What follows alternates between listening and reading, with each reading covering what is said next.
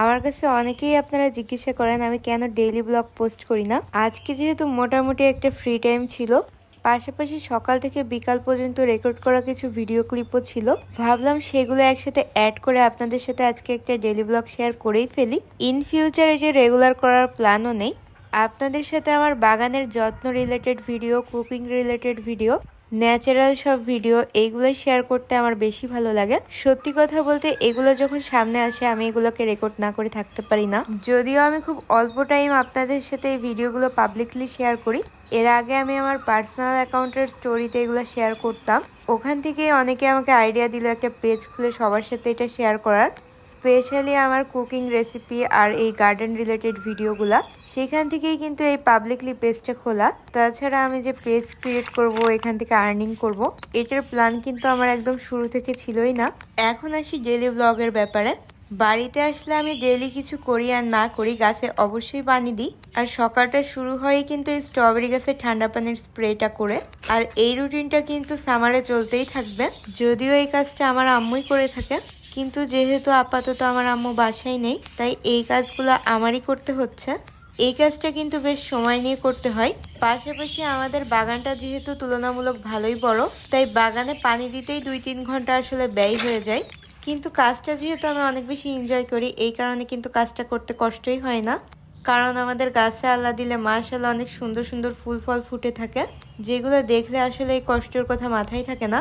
পাশাপাশি সকালে যদি গাছে পানি দেওয়া হয়, সেই ক্ষেত্রে কিন্তু সকালের রোদটাও গায়ে লাগে। আর সকালের রোদে কিন্তু প্রচুর পরিমাণে ভিটামিন ডি আছে, যেটা আমার ফরিদপুর লাইফে অনেক বেশি মিস করা হয়।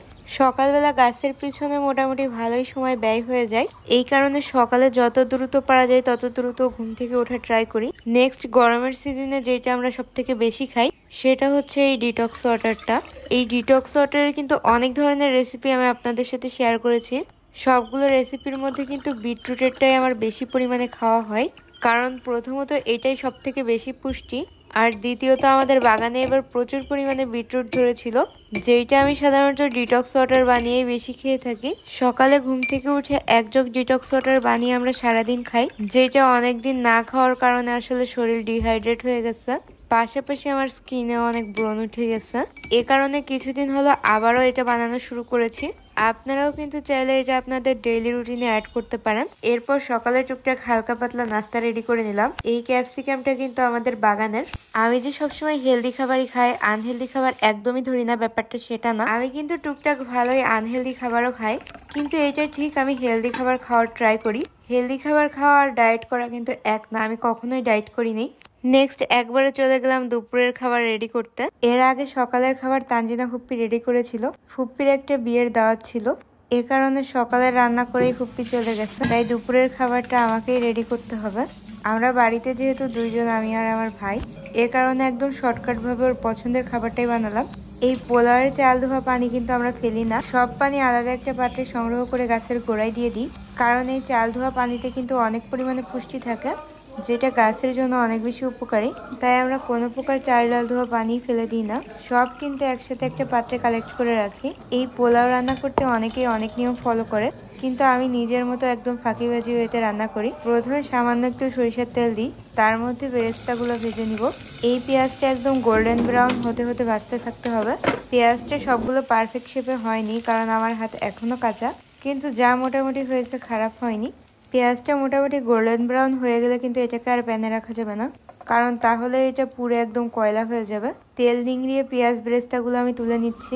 এখন এর মধ্যে সামান্য একটু চিনি দিয়ে দিব, এতে করে পেঁয়াজ বেরেস্তাগুলো একটুখানি শক্ত আর মিষ্টি মিষ্টি হয়ে থাকে, যেটা পোলাওয়ের মধ্যে দিয়ে খেলে কিন্তু ভালোই লাগে। চিনিটা মিক্স হয়ে গেলে পেঁয়াজ বেরেস্তাকে একটা আলাদা সাইডে রেখে দিব।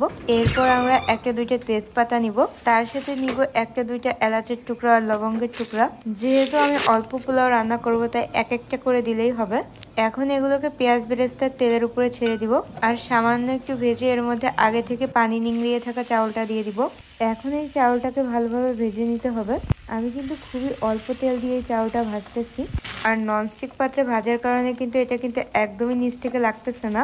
আমি যদি 1 ফুট তেলও দিতাম তাও কোনো অসুবিধা ছিল না, কিন্তু পোলাও একেবারে সম্পূর্ণ ড্রাই হলেও ভালো লাগে না, এ কারণেই কিন্তু 1 চামচের মতো তেল ইউজ করা। এখন এই চাউলটাকে মোটামুটি ভাজা হয়ে গেলে এর মধ্যে গরম পানি অ্যাড করে দিব। অন্যদিকে আমার তরকারিও অনেকটা হওয়ার পথে চলে এসেছে। তানজিনা ফুপি রান্নার টাইমে চলে যাবে বলে আগে থেকেই সব প্রসেস করে দিয়েছিল। তরকারিটা ভালোভাবে কষানো হয়ে গেলে, গোশগুলো সেদ্ধ হয়ে গেলে আমি আলু দিয়ে দিচ্ছি। অন্যদিকে চাউলটা যেহেতু সম্পূর্ণভাবে ভাজা হয়ে গেছে, তাই এখন এর মধ্যে দ্বিগুণ পরিমাণে গরম পানি অ্যাড করে দিব।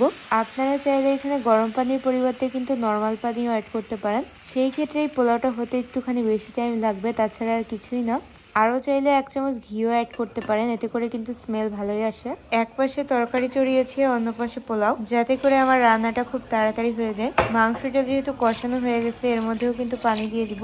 যেহেতু অল্প একটু পোলাও রান্না করতেছি, এটা কিন্তু হতে বেশি একটা টাইম লাগবে না। পানি দেওয়ার 10 মিনিটের মধ্যেই কিন্তু এটা রেডি হয়ে গেছে। এখন এর মধ্যে পেঁয়াজ বেরেস্তাগুলো দিয়ে দিব।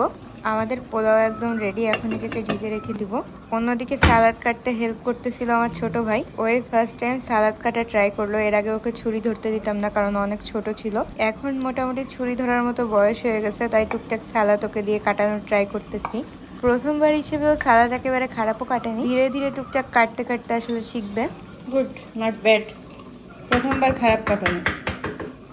ঠিক আছে, এখন এটা নিয়ে যাও। আমাদের শর্টকাট রান্না একদম রেডি। এখন আসি personal daily blog related video না বানানোর ব্যাপারে। প্রথমত এই রিলেটেড ভিডিও যদি আমি মেক করি, এর মধ্যে কি ধরনের ভয়েস ওভার দিব আমি একেবারেই সেটা খুঁজে পাই না। অনেক কষ্টে কষ্টে খুঁজে বের করা লাগে। পাশাপাশি মানুষের সব দিন কিন্তু সমানভাবে যায় না। আমরা মানুষ, তাই আমাদের লাইফে আপ অ্যান্ড ডাউন আছেই। একটা সময় যায় আমার খুবই ভালো, একটা সময় যায় খুবই খারাপ। অল টাইম ভিডিও করার মতো পরিস্থিতিতে কিন্তু আমরা সবসময় থাকি না। মাঝে মাঝে এমনও টাইম যায়, সেই টাইমে খাবারও সময় থাকে না। আবার মাঝে মাঝে এমন ফ্রি টাইম যায় যে ঘুমিয়েও পার করা যায়। তো ডেইলি ব্লগ বানাতে গেলে দেখা যাবে আমার রেগুলার যে কাজগুলো, সেগুলো কিন্তু নষ্ট হয়ে যাবে। পাশাপাশি এগুলোর মধ্যে তেমন একটা ইনফরমেটিভ কিছু থাকে না। আর আমার পার্সোনালি ইনফরমেটিভ ভিডিও বেশি পছন্দ। এ কারণে কিন্তু আমি সবসময় ইনফরমেটিভ ভিডিও শেয়ার করার বেশি ট্রাই করি। আমার এই ভিডিওটা কিন্তু কয়েক সপ্তাহ আগের। এর মধ্যে এই ভিডিওগুলো এডিট করারই টাইম পাইনি। আর আপনারা রেগুলার আমার যে টুকটাক গার্ডেন রিলেটেড ভিডিও দেখেন, দেখা যায় একবারে 7-8টা শ্যুট করে সেটার এডিট করে আমি একবারে শিডিউল করে 1 সপ্তাহে পেজে হাতই দিইনি। এভাবে মোটামুটি লাইভ যায়। এই কারণেই কিন্তু আমি ডেইলি ব্লগটা করি না।